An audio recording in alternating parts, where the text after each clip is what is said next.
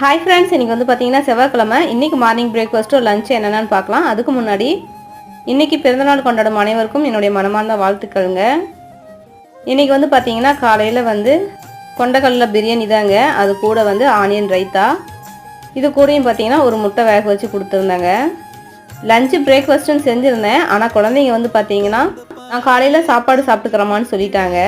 அதனால் காலையில் வந்துட்டு மூக்கல்ல பிரியாணி கொடுத்துட்டாங்க. மதியம் லஞ்சுக்கு வந்து பார்த்தீங்கன்னா சப்பாத்தி மேகி தாங்க.